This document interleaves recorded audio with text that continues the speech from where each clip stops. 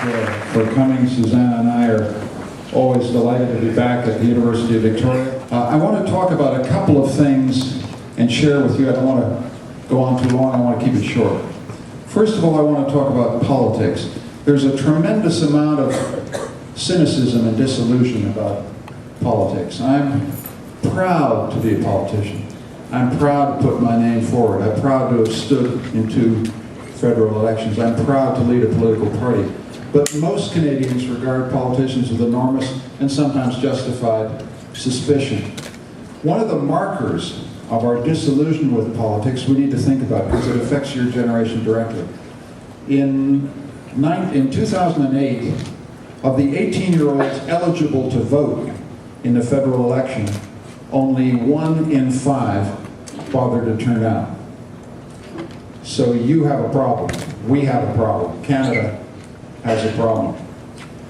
And it's a long-term problem.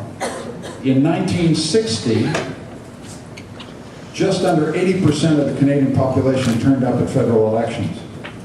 Now the percentage in 2008 is well under 60.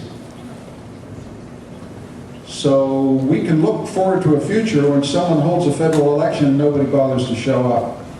That's not good. Our democracy depends on you stepping forward. Our democracy depends on you renewing a faith that the political system is worth giving your time to.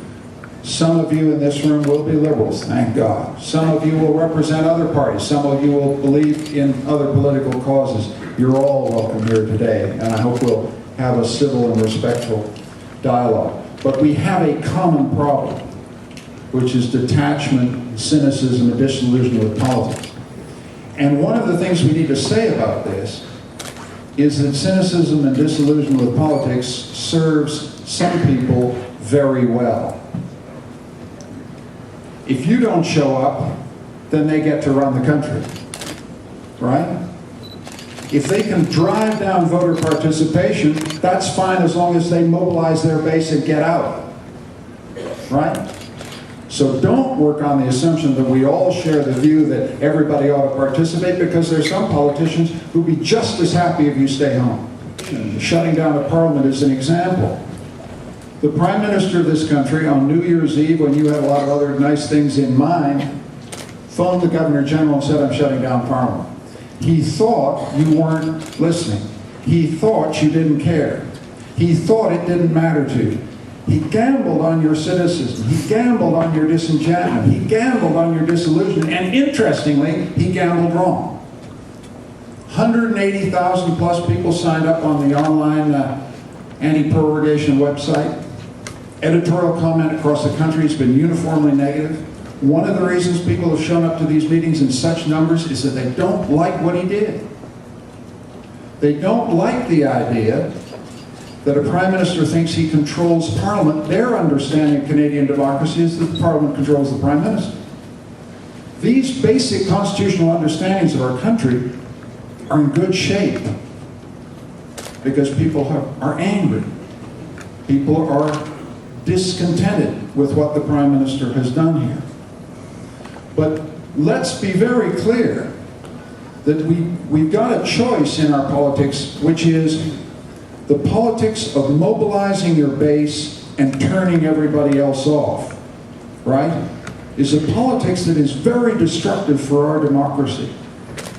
And we've got to set against that a politics that mobilizes everybody we can to take part. Everybody to take part. And this is what these meetings are for. This is what I stand for. And dealing with the question of cynicism and deception in politics, you've got a responsibility because it's your country. I'm not going to give you a big lecture about this, but it's your country, and it really will go to hell if you don't show up. Get involved in a political party. Of course, the right choice is to get involved with the Liberal Party, but if you can't make the right choice, then at least make a choice. Join some other political movement, but get involved. Second point is, you've got a responsibility, but I've got a responsibility. I've got to give you something worth believing in. I've got to give you a program that actually addresses the concerns that you have as young citizens. So it's a double responsibility. Let me then shift to the second part of this, which is give you my sense of the challenges that we face as a country as we go forward to 2017. 2017 is the 150th anniversary of our federation. What is the world that you're going forward into? Let me give you a few headlines to give you a sense of the world you're going into. This isn't just a recession. You're dealing with a recession, and you're at the front lines of the recession. Youth unemployment is double the national average. You're in paradise here right now. But when you get out, unemployment is 16, 17, 18% for people your age group, compared to the national average of 8%.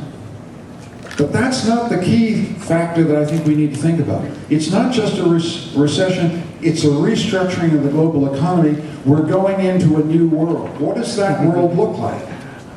First of all, it's a world in which carbon has a price. We can't go on shooting CO2 up the stack, right? That changes everything about our economy. That's number one. Number two, and people don't think about this much, we built the productive capacity of our economy on a 65-cent dollar. Bye-bye 65-cent dollar. In life, no good deed goes unpunished, and our country is being punished for getting a lot of things right. So our currency appreciates to par, and that means we can't build innovation, we can't build a manufacturing sector on a cheap dollar. That's a second constraint. Third constraint is we built the whole economy on the premise that the 21st century will belong to the United States. Well, what if that isn't true? What if the markets of the future are China, India, Brazil, and yes, Africa, right? Are we positioned for that world? I don't think we are. That's another constraint. The other thing that is directly relevant to you is that we build our economy on natural resource wealth, and the future of the global economy rests on IP. And everybody in this room knows what IP is, intellectual property. Right? Are we ready for a world in which the multipliers of economic growth are IP and not what you can pull out of the ground and sell cheap to foreign countries? Another constraint that's going to be crucial for your generation is an aging population. A huge baby boom generation is going into retirement, and your generation has to carry the freight going forward. Rising healthcare costs, rising retirement costs, rising home care costs.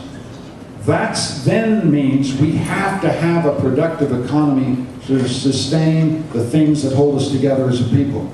That sense that we're all in this together. That sense that we don't let any senior citizen have an old age of degradation and poverty and suffering.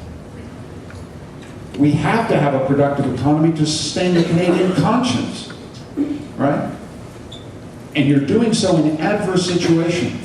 Our population is aging, the weight falls on your shoulders. So how do I see what we do about this? I go on for hours, and I gotta stop because Susanna is here and she's giving me that kind of wrap it up. So.